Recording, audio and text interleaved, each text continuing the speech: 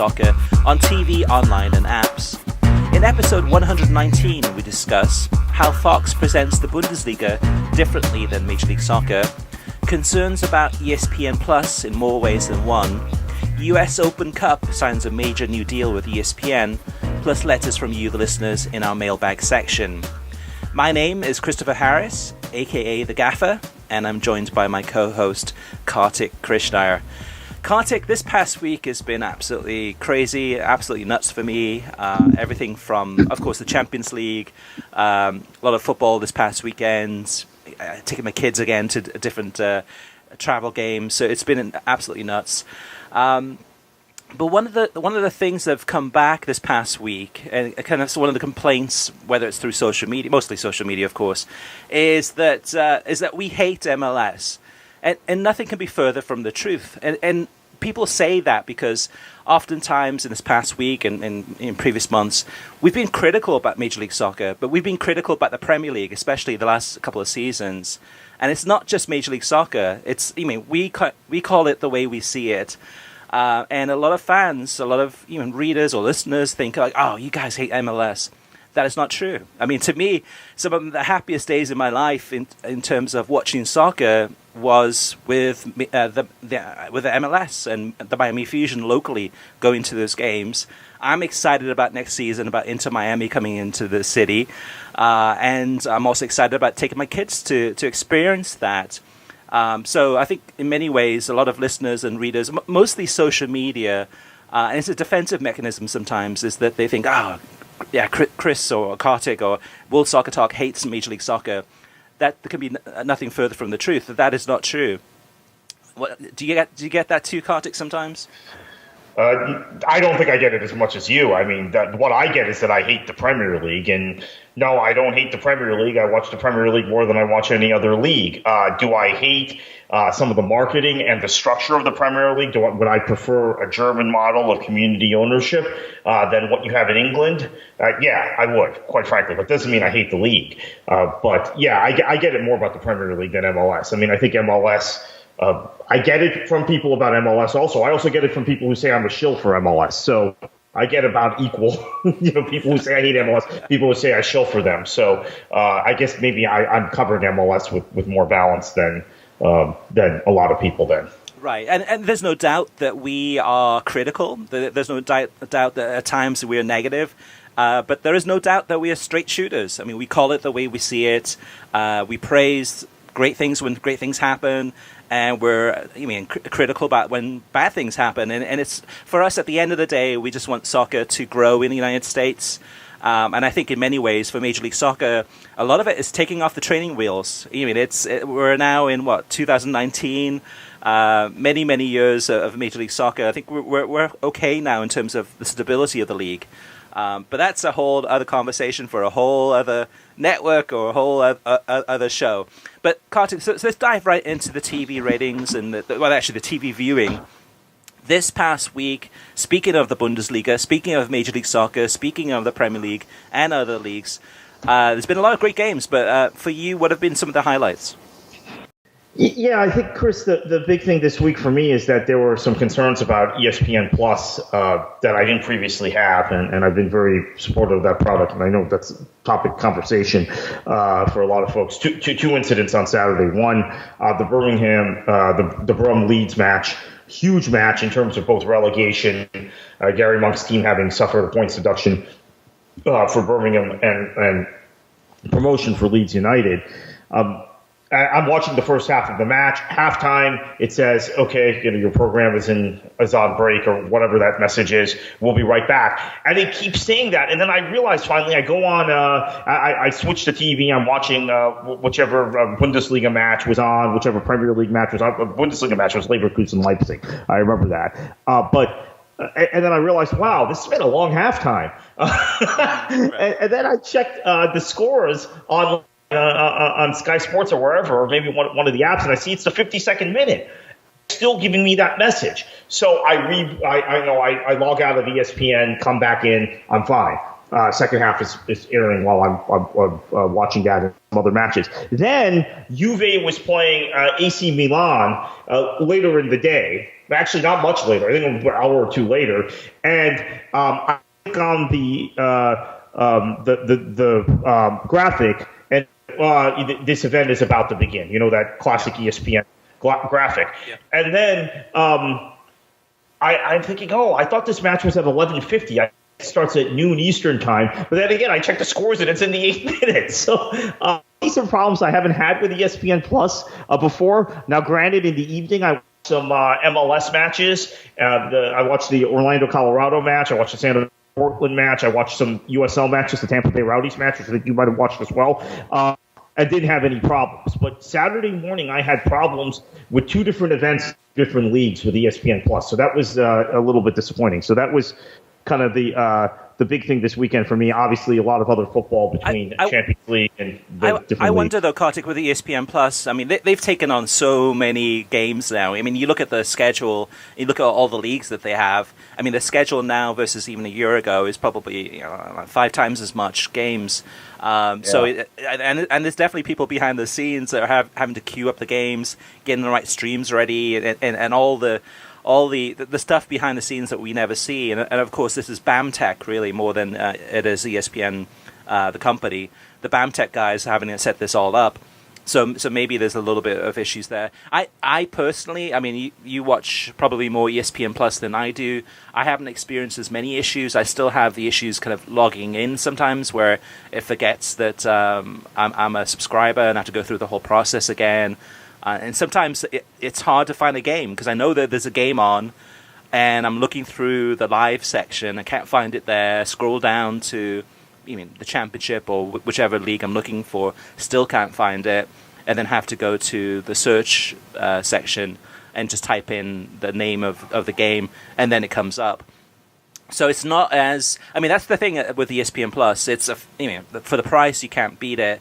The actual design of it is still not there. It's still got a long way to go. And yes, they added on some, supposedly, some optimization in the last few months where the types of programming you watch more often are going to appear more at the top. And it's kind of more of a, maybe not a one-to-one experience, but pretty close to it. I still think it's a long way off from that. There's still a lot of content that comes up. I'm like, I have zero interest in this stuff. I guess it's a work in progress, but hopefully they'll improve through different iterations as time goes on. Actually, Chris, I would argue, again, it's just personal experience, and this is anecdotal, but it's gotten less relevant. When it first launched, it first launched a year ago, but let's say starting about August when they had moved the championship, or they moved the championship, but when the championship in Serie A kicked off for its new season, that was what I was getting. Those two things in MLS and MLS Live as my 3 kind of featured things. Them very easily. Now there's all kinds of other stuff I have to scroll past or scroll through. I think it would give me 30 for 30 videos too, because I like watching, even though I don't watch a whole lot of non-soccer sporting events. I do like watching those documentaries, even about sports I'm not interested in. They're just, most of them are really well done.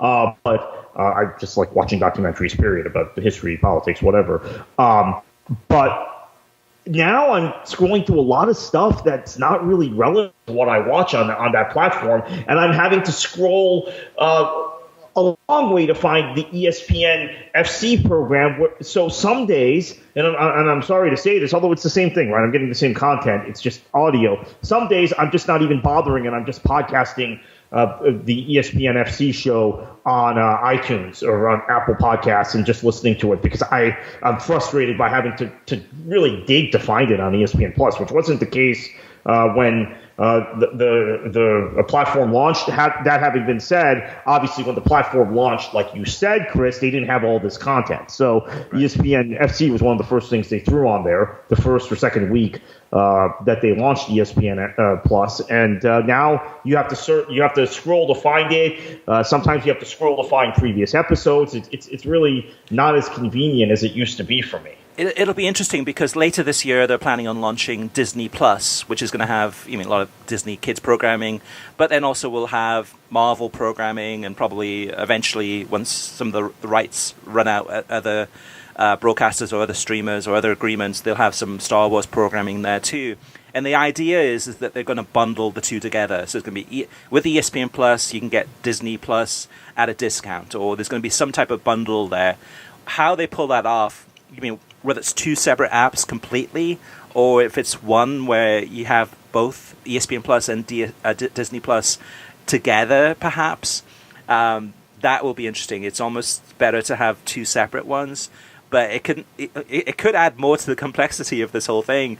At the end of the day, the price point gives us a lot of patience. A lot more patience than we would say if we were paying $19.99 a month for Fox Soccer Match Pass, and there's very little programming on there other than the Bundesliga, really. But yeah, so that's something to take note of as far as Disney Plus, and that's what they're heading to, and that's one of the reasons the price point is so cheap on ESPN Plus, is pull you in on that programming, get you used to watching a lot of your favorite sports and documentaries and shows, etc.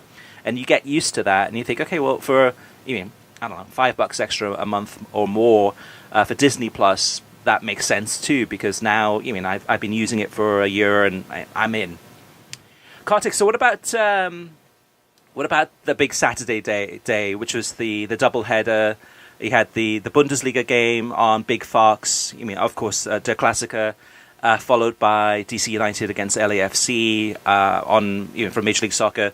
On Fox also, a doubleheader. This is going to be a big day for Fox. This is going to be a big day for the Bundesliga and Major League Soccer. What happened? Yeah, I thought that it was very odd how they how they essentially operated and presented the two matches very differently, right? So you have full studio for the Bundesliga, Kate Abdo hosting, a lot of analysis, a lot of discussion, Warren Barton, Ian Joy, Jovan Karofsky, about the psychological factors. Dortmund didn't turn up. It was an embarrassing performance, quite frankly, and something that we don't expect from Lucien Favre teams. We expect them to at least turn up and give an effort. But a lot of deconstruction of that. You have Keith Costigan on the call, calling the match in a very traditional, I think, European fashion, and doing the sort of things that engage people whose personal preferences are to watching European football. Then, after that match is over, go to a Major League Soccer match where Rob Stone and Alexi Lalas are somehow they're in the crowd. They're not giving much analysis. They're talking to DC United supporters, and then the broadcast with John Strong, who I like a great deal, calling the match is laden with stats, kind of useless stats, Audi player index, graphics that are. I thought were kind of distracting in the middle of the match, talking about statistics. Not the way NBC does Premier League graphics, where they put it kind of on the bottom of the score bug, and if you're interested, you can read it. If you're just interested in watching the match, you can watch the match. These were graphics that were, I thought, a little more distracting. In many cases, the statistics were pretty irrelevant. They were classic kind of American stats. And look, I know a lot of our listeners who don't like Major League Soccer can say, "Oh, well, that's because MLS is just trying to appeal to classic sports fans, and it shows MLS is this and that." There's some truth to that. I think MLS and U.S. Soccer both use the people who make these decisions at those leagues are circulating with people who work in baseball, basketball, football, or American football, and they try and gum up the stats and really kind of dumb down the analysis side, the hard analysis side. But I will say there are people in Major League Soccer, including a number of the coaches, who don't like that stuff.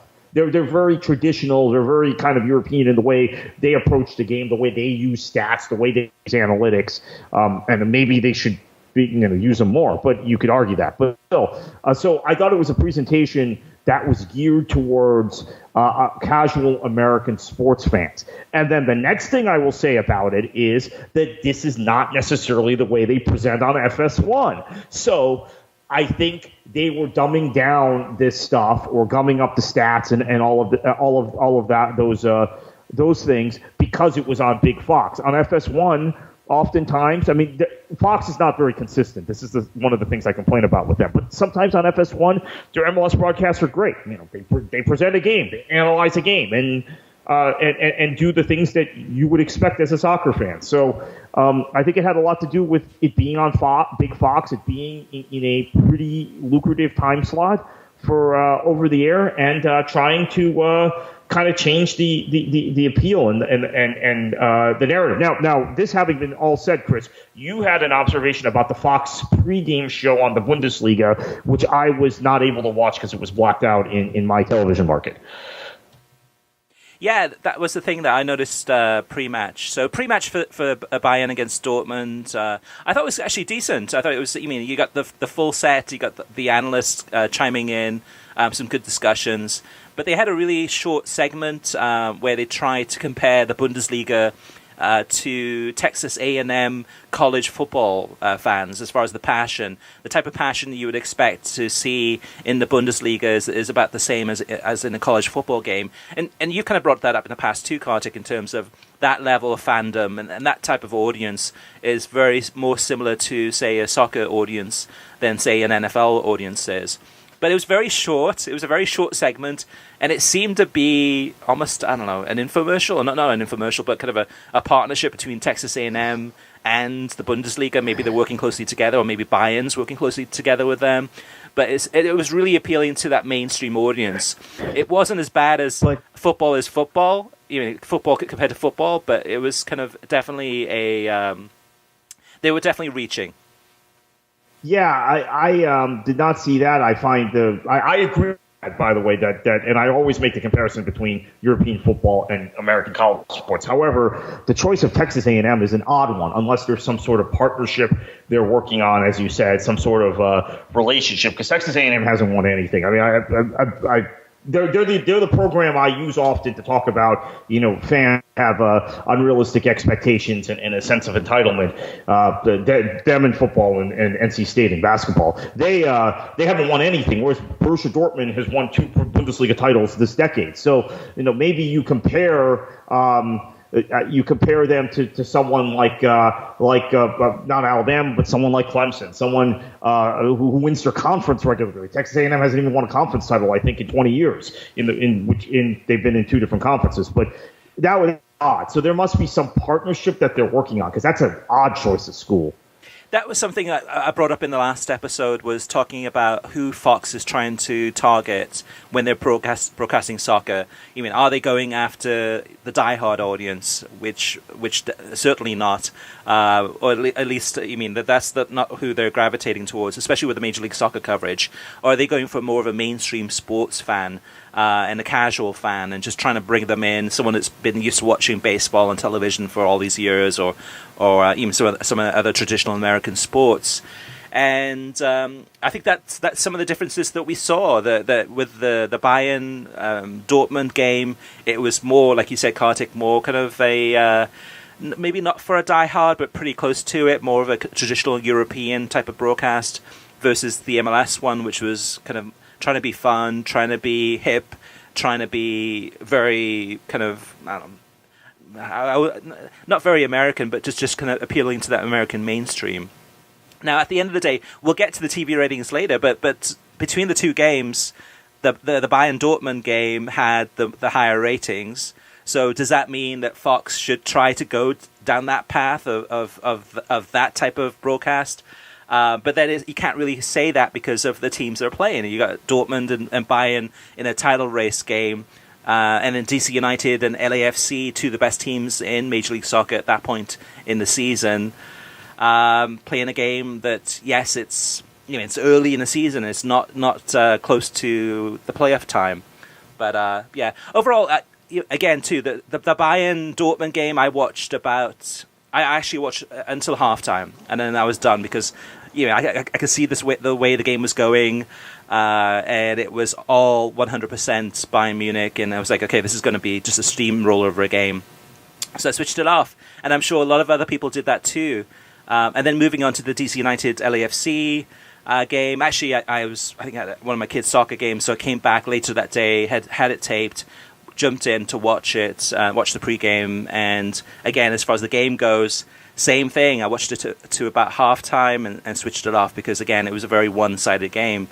The one thing I would say about the DC United LAFC, the MLS pregame by Fox, it was strange because I'm not sure if the DC United fans were boycotting, not going into the stadium early, or if they didn't want to be on television, or if there was traffic jams, or if there was tailgating.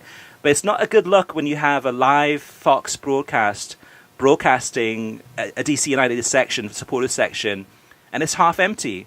There's tons of pockets of empty bleachers and seats there. It's not a good look, especially when it's live television. And I just thought that was something that maybe, it's half an hour before a game starts. That crowd should be packed. They should be in there singing, but it wasn't, and it wasn't a good look for television. Yeah, Chris, this week, also watched a fair amount of Premier League on NBC and the FA Cup semifinal on ESPN Plus on Sunday was fantastic. Martin Tyler and Stuart Robson.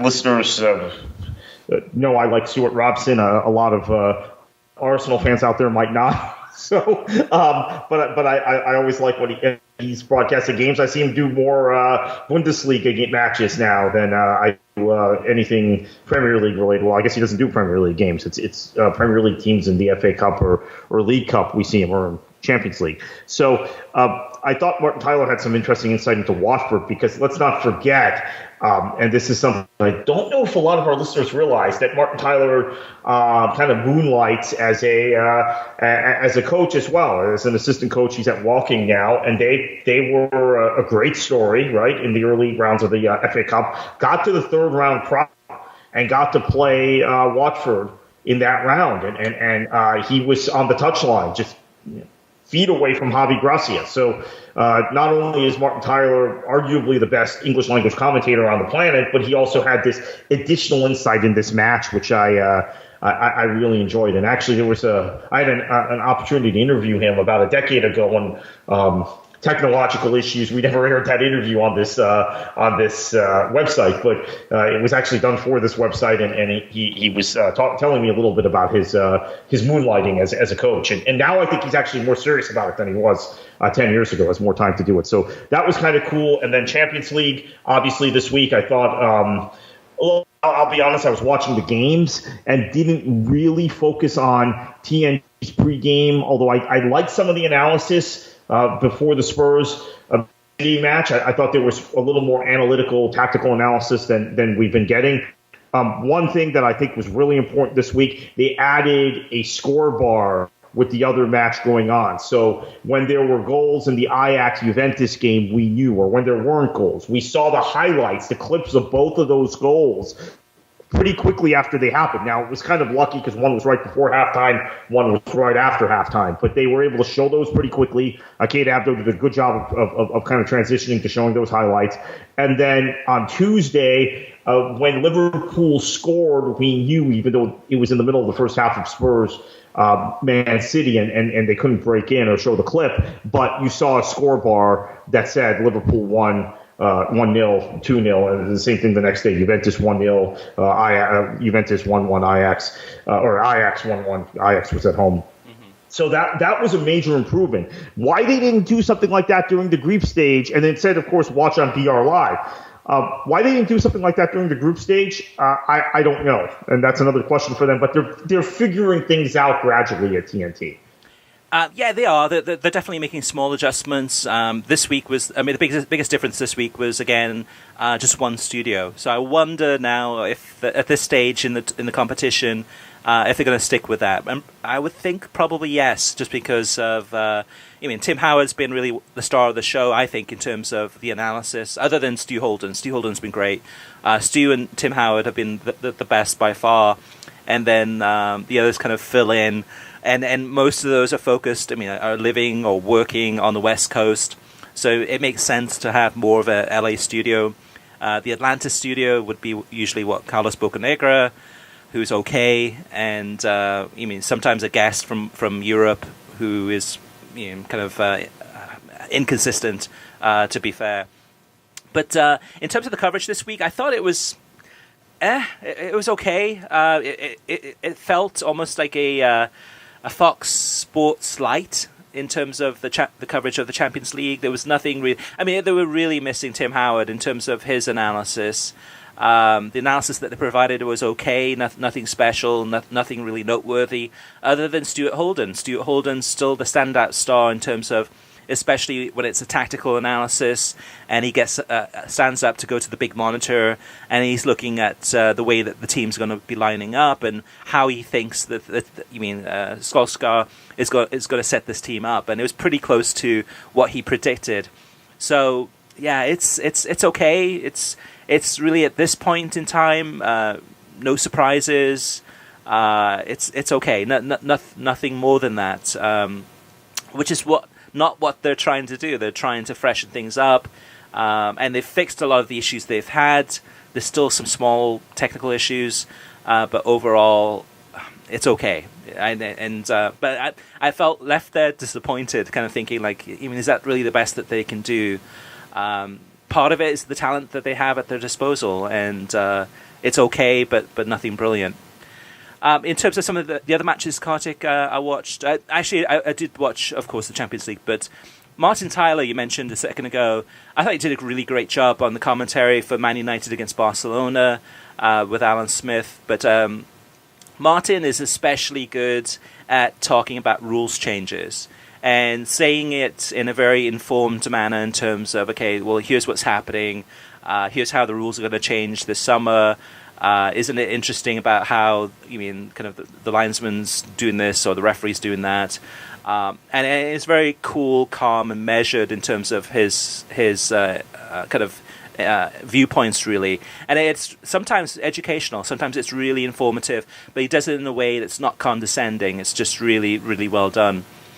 So the other matches I watched this past week, I must say that the Southampton-Liverpool game on Friday, I loved Arlo White's goal call for Mo Salah's goal. I mean, another great game, a really late victory here, but Arlo White with the line, "Cometh the hour, cometh the man," as Mo Salah scores a goal that, it was kind of an own goal, but still a goal's a goal. And post-match actually was interesting too, because of Southampton-Liverpool.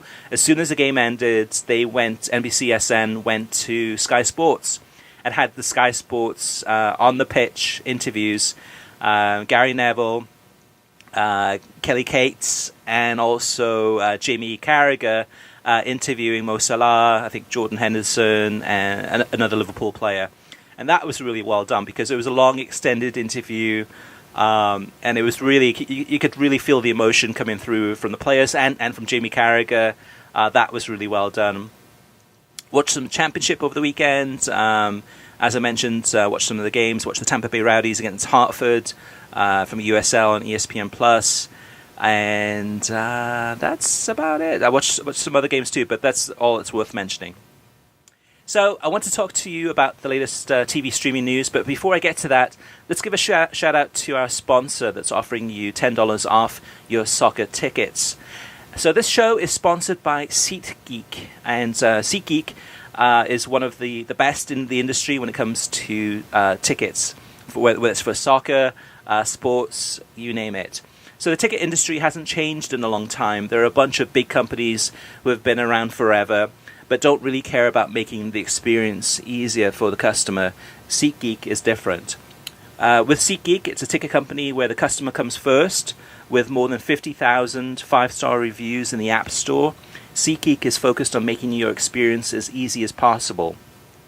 SeatGeek pulls in millions of tickets from all over the web, rates each deal on a scale of 1 to 10, and displays them on an interactive seat map, so it's simple to find what you're looking for. Green dots are good deals and red dots are overpriced. Plus, every purchase is fully guaranteed, so you can shop for tickets with confidence. Now, I have the SeatGeek app on my phone, and it's really easy to use. I've been looking at it this past week because another one of my favorite bands is coming on tour this summer, and it's a band called Orchestral Maneuvers in the Dark, better known as OMD. and I'm hoping that they come down to Florida to check them out. Plus, every purchase is fully guaranteed, so you can shop for tickets with confidence. And best of all, my listeners get $10 off their first SeatGeek purchase. So whether it's OMD, whether it's your favorite band, whether it's the International Champions Cup, or any of the friendlies coming this summer. And lastly, of course, SeatGeek supports our show. So go support them because they support us. Use our promo code WSTPOD. That's one word, WSTPOD. For $10 off your first purchase.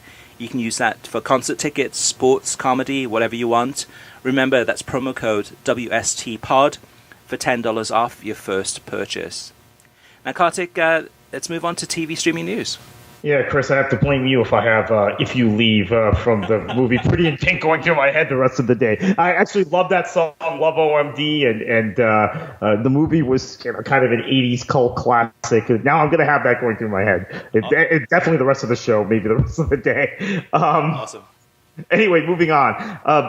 ESPN Plus, and I've written a lot about this already on Twitter, et cetera, and working on an article related to it. ESPN Plus will carry all U.S. Open Cup games from the first full round, which is the first week of May, in a multi-year deal through 2022. Real quickly before I get to you, Chris, on this, because I know you have some thoughts.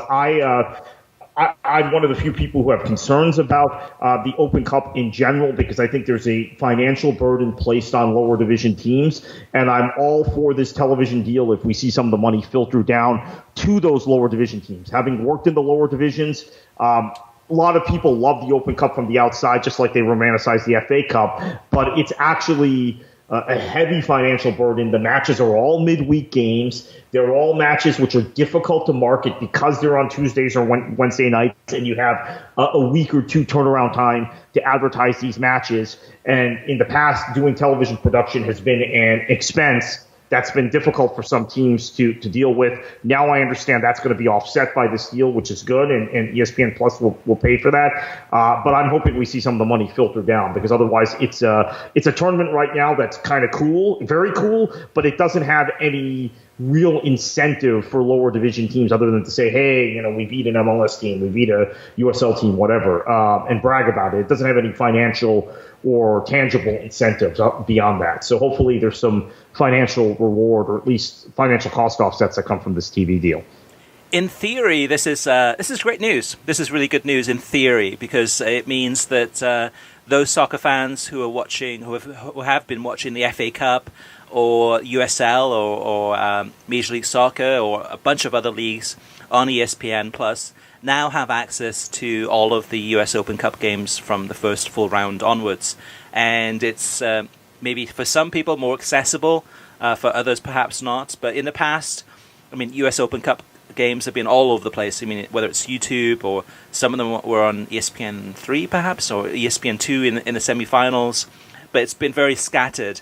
This is one central place where you know that, okay, go to this place, ESPN Plus, and you'll be able to see all of the US Open Cup games.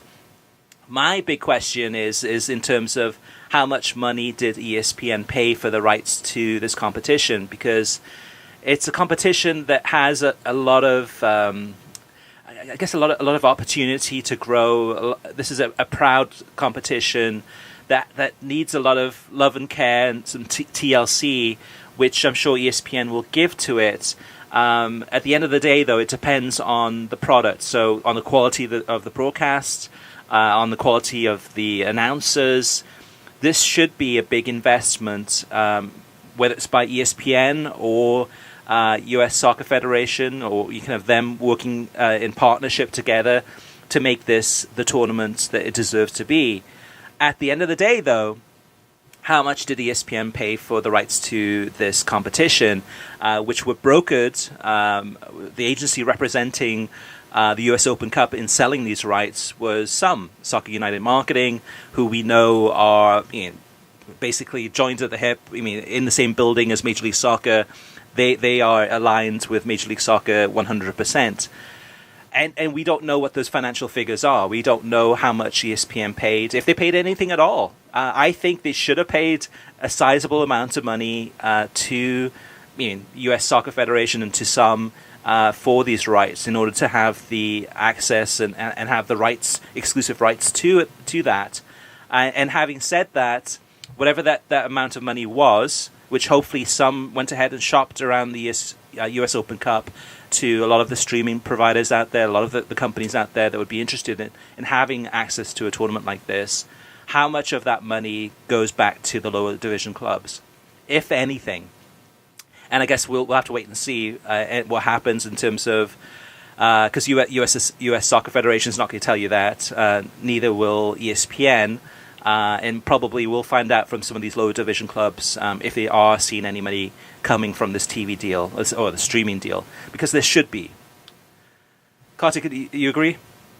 Yeah, I agree with that. And not only that, Chris, what I would also say is that in the past, U.S. Soccer, MLS, some have not been great about transparency with regards to their other dealings, their other marketing deals in terms of dollar amounts and media deals. We know the overall value of the sum package, which includes the U.S. national teams and Major League Soccer. We do not know where the money goes and what percentage goes back to the federation, what percentage is invested in this and that, which I believe between the NASL's lawsuit and the U.S. women's national team lawsuit, we might find that out. But my concern again on this, I mean, I have several concerns as I outlined earlier, but my concern on some specifically is a year ago, or it's now been more than a year and a half ago, when Carlos Cordero was running for U.S. Soccer president, he had talked about conflicts of interest and specifically with Soccer United marketing.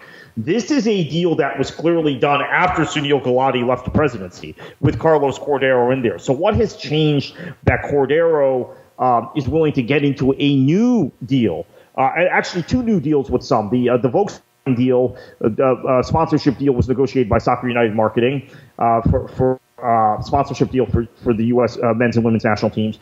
And now this deal was done by Soccer United marketing. Now it's possible the Volkswagen deal had begun during Sunil Gulati's tenure, but this one did not. So that's a concern from just the 30,000-foot level, that the conflicts of interest that candidate Cordero talked about, the perceived conflicts of interest, he either has determined as President Cordero there are no conflicts of interest and we can just proceed as we did before, or he's turned a blind eye to it, or perhaps not really in control. So I don't know what the answers to any of that stuff is, but just another concern with Soccer United Marketing being the agency that negotiated this. And yes, Chris, I will find out from talking to people at lower division clubs whether they see a tangible benefit from this. We may not know in the next month or two, but a year from now I'll be able to report back safely, hey, this is really good. Amateur Club X that advanced to the third round of the U.S. Open Cup got a share of the TV revenue, and it was fantastic, and it helped sustain their operations for the year. Or Amateur Club X made it to the third round of the U.S. Open Cup, and the TV and all three matches were streamed, and they got to play a professional team and got eliminated, and they got no tangible benefit, and they had to incur the cost of travel, and they didn't get that back from U.S. Soccer for months, and they didn't see anything from the TV deal. So I'll be able to say one of those two things, I think, in 9 to 12 months with some with some facts behind me. Yep, that'll be good news there, Kartik, to hear that, to find out exactly what's happening. All right, TV ratings, let's look at that real quickly. So we talked about Bayern against Dortmund, and we talked about LAFC against DC United. So the numbers that came out from those two games on Big Fox. This is over-the-air Fox. This is a channel that's in almost practically every single home in the United States. Some massive numbers there. The viewership on Fox and Fox Deportes combined for Bayern against Dortmund was 575,000, which is a big number for the Bundesliga. The game that followed it was the DC United LAFC game. This one was staggeringly low. 341,000 viewers watched this game. The comparison I made on social media, on Twitter, was that a relegation battle between in February, both teams looking like they might get relegated or heading towards relegation. Huddersfield against Newcastle United on NBCSN, which is on cable, a much smaller number of homes that it's in. That had more viewers watching that game than they watched the DC United LAFC game on Saturday. Some of the other games, the US women's national team against Belgium, 439,000 viewers on ESPN2, good number there. Arsenal against Everton on NBCSN for the Sunday morning game, 381,000 viewers. And Cincinnati against Sporting Kansas City on ESPN on Sunday, 239,000 viewers, which is certainly lower than what ESPN usually gets on a Sunday. And Barcelona against Atleti, a big game there too, on beIN Sports on Saturday. This one we only have the number for the beIN Sports English channel. That was 146,000 people watched that.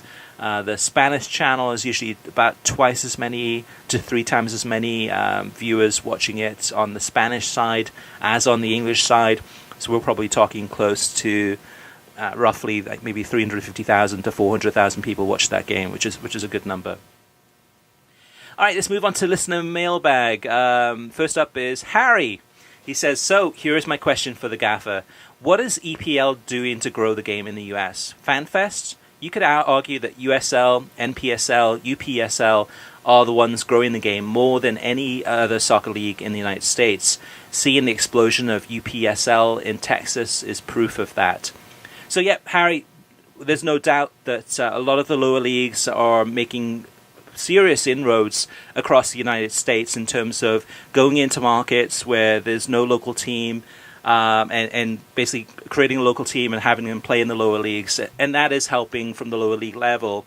What I'm talking about in terms of how the Premier League is really growing the game in the United States is on a different level, which would be in terms of a lot of the games being, a lot of friendlies being played throughout the United States, attracting massive crowds, over 100,000 people in Ann Arbor, in Michigan, other big crowds, 80,000, 70,000, maybe 30,000 in Miami, whatever it may be. That's my thing, is in terms of from the past 10 years, you look at the Premier League and what they've done, a lot of the Premier League clubs, the Premier League clubs are doing more friendlies in the United States than probably any other league in the world. I mean, even in our area where we live in South Florida, I think the last time a Major League Soccer team came to play a friendly in South Florida was probably, 5 years ago, 6 years ago. I think when the LA Galaxy came as part of the International Champions Cup.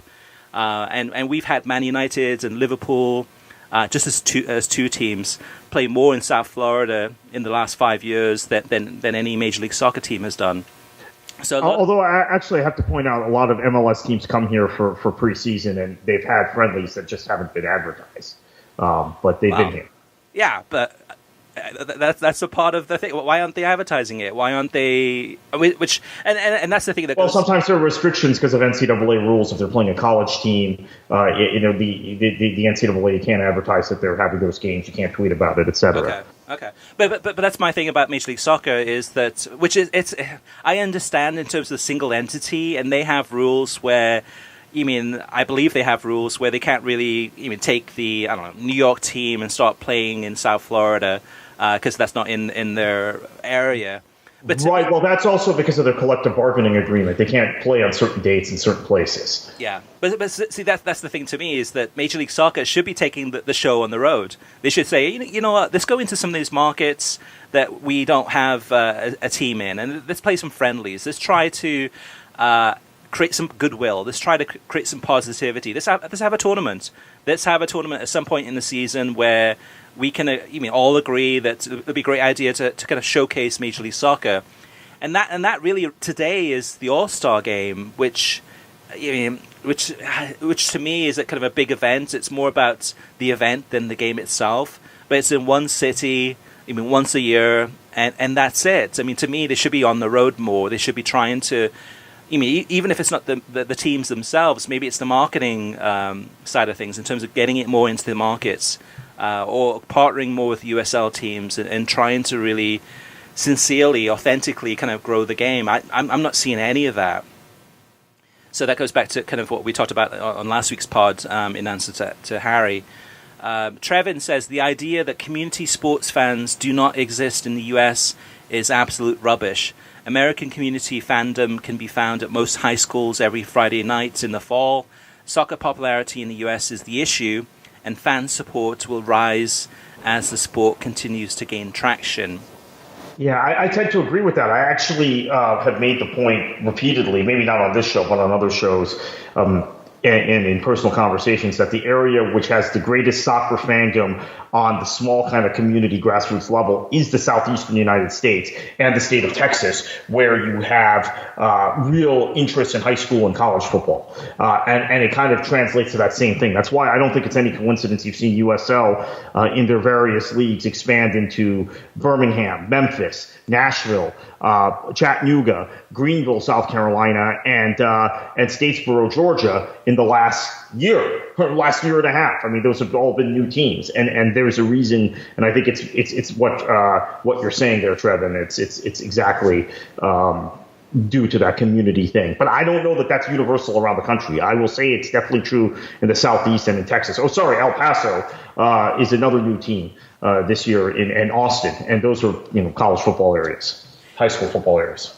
Going back to Harry's comment just for a second, I just thought of one more thing, and that is that, for example, like every year, usually twice a year, but a lot of my kids will play in the Disney soccer tournament, which is a huge deal. You've got hundreds of teams from around the country playing at Disney Wide World of Sports in Kissimmee in Orlando, Florida. And I think this past year it was La Liga. La Liga had a big booth set up. They had a tent set up where they were handing out kind of freebies, talking to a lot of the kids and the coaches as they're going through.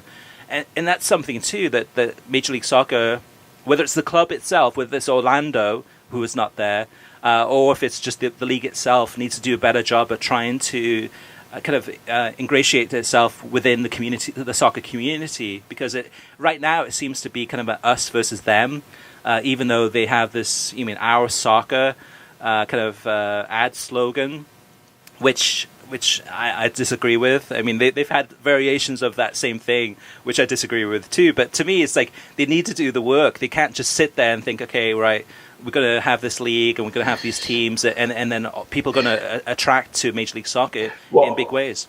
Okay, so in reference to Harry's question, I think he didn't mention MLS. He's talking about USL, NPSL, and UPSL, and that's really our soccer. That's soccer at a grassroots level. That's soccer which is being done by the community, and it's being done at a very localized level. I think that's what he was getting at, and that those leagues are doing more. USL also with their youth programs, you could argue doing more than any league in the country. Same thing with NPSL. I don't agree with USL's business model, by the way. I have bigger problems with their business model than I do with MLS, believe it or not. And if anyone wants to privately hit me up on that, we can talk about it. But I think they're doing a tremendous job in spreading the sport in a way MLS isn't, and in the way that, quite honestly, I don't think the Premier League is. NPSL, UPSL, same thing. UPSL in particular really making inroads. Your county, Chris, Palm Beach County, Florida, has 10 UPSL teams. Now, is that maybe oversaturation? You could argue that, but they're really making an effort. And that's a place where MLS has never done. Has MLS ever done anything in Palm Beach County, in your memory? I don't think they've ever been into Palm Beach County. So there you go. Set foot in Palm Beach County. But that's the thing we talked about last week, and what we had a big disagreement about is that without promotion relegation, for a local fan living in, say, Palm Beach County and has 10 teams that play in that league, what's the incentive to actually turn up and watch that game? Because those teams will be playing the same teams year in, year out for the most part, unless some fold and some new ones join. There isn't that incentive to actually say, okay, well, actually, maybe if I start watching these games, I can maybe help grow the club or volunteer my time and help see them move up the ladder. I completely agree with that, and I think that's a big part of it. But there is another component, which is community. And hey, the guy down the street, his kid is playing for that team. So you have that as well. And I think that's a way of binding things in. But yeah, as long as we have a closed system, we're going to have some of these problems. And U.S. Soccer, again, I've said this over and over again on this show and others, they don't even want to have the conversation. Major League Soccer doesn't even want to have the conversation about opening the system. There are a lot of benefits for them. This show is about media and television ratings for the most part, Chris. Every week we talk about MLS's TV ratings. There is an obvious solution to it.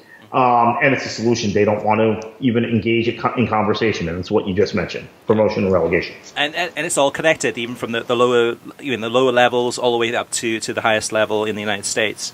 John Average Geek says, so much in the latest pod I agree and disagree with. I don't even know where to start. But he does mention one comment, and he says that Fox and ESPN do not cover MLS. They just broadcast it. The closest is Ale Moreno, his weekly awards on ESPN FC, and last season's MLS Rewind and the Alexi Lalas pod. Covering it would take a weekly show, and then MLS guests on all platforms and more. Gorilla Talk says, I got to listen to the World Soccer Talk podcast this morning. Lots of good stuff, a few thoughts. Number one, Portsmouth is an example of how to survive and succeed in a system that is increasingly top-heavy with little regard for the lower divisions. Look at all the winding up orders. Lower divisions in England are not as lucrative, and they should be given the amount of money in the sport. Number two, I disagree with the assertion that Americans don't do community in sports. The most successful lower division teams have great communities. Also, college sports is more about community than athletics. We get it, just haven't applied it yet to the highest level. Number three, MLS is built on exclusivity. In being so exclusive, they have shut out 2/3 of the country. Their ratings and attendance reflect that, and as long as they embrace that exclusivity, they will struggle. Number four, I wish you guys would argue more rather than go on extended rants. Put a timer on and make your point and counterpoint. Your pod is more interesting when you disagree with each other. And Gorilla Talk, I did go on too long in the last pod. I apologize for that, listeners. But I was on a rant. I was upset, and I wanted to get it off my chest in terms of some of the things, some of the frustrations, some of the things I read. And actually, that was the title of the podcast, is that MLS media and MLS fans need to get out of their bubble, because within that bubble, everything's great. Look at the attendance numbers. Aren't we doing great? In reality, those are numbers that are really created by Major League Soccer. So those numbers are meaningless. I mean, the one thing that is meaningful is the TV ratings, and that's where the issue is, and that's why we keep on trying to drill that home time after time. And any other thoughts, Kartik, on Gorilla Talk's points there? Yeah, I mean, I think that there's some. I agree with him on the community thing, and again, he's from the southeast, so he knows how it is in this part of the country. Yeah, the argument. I guess we argue when we disagree. Maybe we agree too much. Yeah, and that's the thing at the end of the day too, is that this is honest feedback. So a lot of the stuff you see on television, so whether it's talking heads or if it's halftime during an MLS game or whatever it may be, a lot of that is Warren Barton will say, okay, I'm going to take this side. Okay, Eric Ronaldo, whoever would have been in the past, said, okay, I'm going to take the other side. And let's pretend to argue. Let's pretend to have a conversation where we're going to disagree with each other and have it out on the air a halftime during a Champions League game. And that is manufactured, really kind of, it's drama, it's entertainment. What this is, what you're getting from me and Kartik, are honest, 100%, no holds back opinions, and you're not going to get that on television. So what you do get is honest feedback, and sometimes we agree. A lot of time we agree. Sometimes we disagree, and we get into heated debates. Dark Volta, what a name, says, number one, I think I'm the target for MLS. I'm a millennial, college graduate, income above the lowest option on surveys, and watch religiously on ESPN and Twitter. I have no intention of ever getting cable, and will gladly wait out sports until they fully prioritize streaming. So number two, I keep hearing doom and gloom numbers, yet at the same time, all of MMA's media is freaking out about the dollars they're getting from ESPN Plus. UFC was also seeing falling ratings on Fox.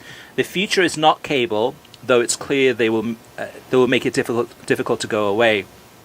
Number three, adding more context to UFC's last era on Fox. They were doing similar things to Major League Soccer in overinflating their numbers with a few events. McGregor's numbers were huge, while its diehard fan base was turning off from everything else they were putting out. So Dark Volta. So Fox, we've never said that Fox or any other broadcaster are inflating the numbers for television events. Those numbers are gathered by Nielsen. It's a scientific study in terms of how many viewers are actually watching those games. So Fox and others have never inflated their numbers. I mean, they have no control of those numbers, which is why Nielsen reports those numbers, and then we find those numbers and report them to you. But some of those other points are interesting. I don't follow MMA or UFC. Yes, cable. I mean, yes, streaming is the future. Streaming is going to happen more and more. But a lot of these cable companies are the ones that are actually providing the streaming services. So whether it's cable or satellite. So whether it's Sling TV, which is owned by Dish, whether it's ESPN Plus, that's owned by even Disney. That it still is a very cable world, even though we're watching a lot of the stuff on streaming. And the streaming numbers aren't there yet. The streaming numbers are minuscule in comparison to television, which is why we're putting a lot of kind of emphasis on the television side of things, because the streaming numbers are so small. At some point in time, that will flip, but it could be 5 to 10 to 15 years from now. All right, let's see. Up next is... all right, John Average Geek has another comment. He says, let's give credit to Major League Soccer. It's stoked soccer investment in this country. It has survived, maybe with help, but for it truly to thrive, it must change. In my opinion, John Average Geek says, the biggest issue is meaningless early games. The solution is a balanced schedule, no playoffs, every game matters. And I think, John, you're speaking to the choir there too, in terms of preaching to the choir. Yes, definitely. In the early days of Major League Soccer, everything that they've done, they need to be applauded for that, because it was a risk, it was a large investment. That was many years ago, 96, and they've done incredible things in the early stages. It's more the last 10 years where we look at and say, okay, well, now it's time to take off those training wheels and to let capitalism thrive. Raymond Orozco says, great show. I believe that promotion and relegation is the best system, but it's not the only system that could give us a globally competitive league. Ask Kartik what drives TV ratings more globally, promotion and relegation or super clubs. This is why I truly believe a European Super Club League is a realistic thing, as long as they do not limit themselves on spending and foreigners they can attract. It will make it commercially viable. I can see this league playing lots of games outside of Europe as well. Kartik, thoughts? Well, first of all, it's not their decision on foreigners. It's the decision of the governments, which those countries play in, which those clubs play in, and their immigration laws as well as their visa laws. Okay, and this is something that Premier League fans, it might hit them in. Brexit's now been delayed until October, but it might hit them like a brick in a year or two that there are significantly more restrictions on foreign players, and it won't affect the super clubs because they're getting guys who will get work permits anyway because they're on national teams. It'll affect the mid-level clubs. As far as it's tough to have super clubs without a system of promotion and relegation unless you have no salary cap, no kind of revenue sharing, I think in closed leagues it's difficult to have. You have dynasties that last 2 or 3 years, but you don't have consistent super clubs, maybe with the exception, I think, at least in modern times, of the New York Yankees from 96 to the mid-2000s, but baseball doesn't have all the restrictions the other American pro sports leagues do. So I think super clubs drive the ratings more than promotion and relegation. I'll agree with that. I do think it's difficult to have super clubs without an open market and a pro-rel scheme. Now, you can have restrictions on ownership, which is what we see in Germany, right? You cannot have an oligarch. I can't go in as an American and buy 51% of Werder Bremen. Okay, I can buy 51% of Huddersfield Town if I wanted to, or Nottingham Forest, or AS Roma. So in Germany, there are restrictions on who can own clubs and how clubs' ownership structures are created, yet they have still developed one of the great super clubs in the world in Bayern. But again, it's an open system in the promotion relegation sense. So I think it's tough, Raymond, to to do it without promotion relegation. But yeah, if you're asking what drives TV ratings more, yeah, it's Manchester United, Real Madrid, Barcelona, Juventus. It's clubs that are never going to get relegated. Well, Juventus get relegated, but that was for other reasons. But you don't want to. But it makes it more balanced because like those games, like the Newcastle Huddersfield game, will get a higher rating than a LAFC DC United game. Because there's that relegation issue. I mean, just as one example, but in terms of the games that are kind of near the bottom of, say, Major League Soccer towards the end of the season, what's the incentive to watch those games? There's absolutely no incentive to watch those games. Well, and this is a problem for the Premier League this year, in that the relegation fight has been decided all too early. I mean, in reality, so we'll see how it affects ratings this year. Yeah, which actually, speaking of which, too, this Saturday, NBCSN has moved the game, which is Burnley against Cardiff, to NBCSN. Originally, it was NBC Sports Gold, and they've done that because it's a relegation battle. It's the two teams most likely to go down. Whoever wins that game has a good chance of staying up. Especially if it's Burnley, fingers crossed. but that's why NBC's putting it on, and a bunch of people watching that game. Hey, Kartik, we've got actually this episode. I think we've had the most amount of feedback from listeners, and we still have a bunch to go. So let me run through these real quickly. Bavarian Arsenal says, I think streaming matters a lot for MLS coverage. For instance, I live in northern Wisconsin, and I'm a Chicago Fire fan. The only way I can watch a Chicago Fire match when it's not televised nationally is to stream it.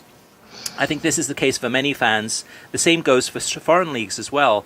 I used to not like the idea of streaming, but you cannot beat the ability to switch between so many games at a single time, like on ESPN+. As for the popularity of the Premier League, I think it's considered the most popular by many because of the often used phrase, everything is better in Europe. When English speakers say they think of England and the UK, I think many English speakers don't watch Spanish, Italian, German, or other language leagues because they are too foreign for them. The English of the Premier League at least gives some sort of comfort and relatability. Also, have you guys ever thought of doing a YouTube live stream Q&A? I think that would be a fun 30-minute or 1-hour segment. And Bavarian Arsenal, real quick. Yeah, that's something we'd love to do. That perhaps in the future we might do that.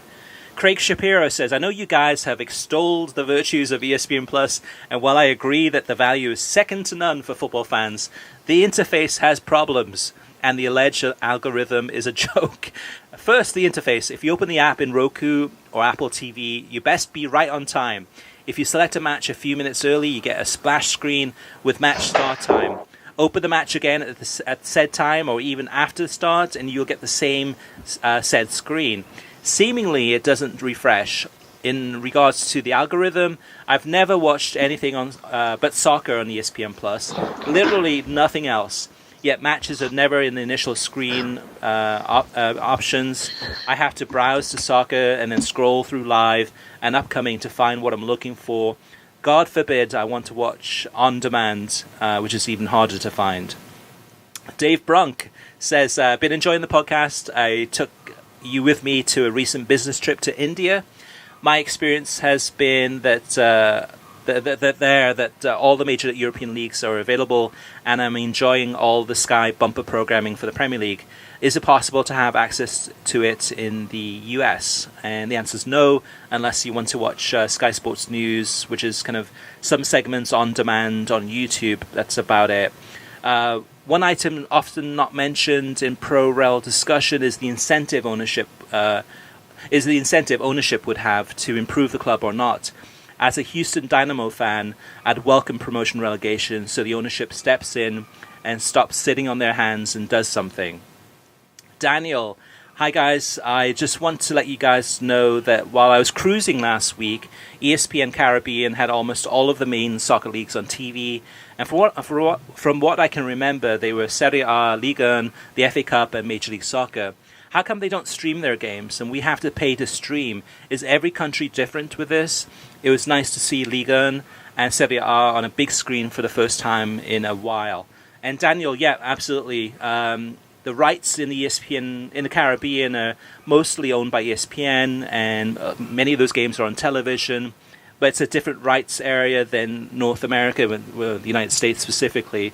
So in each different market around the world, different companies own different rights. Some of them on television, some are not.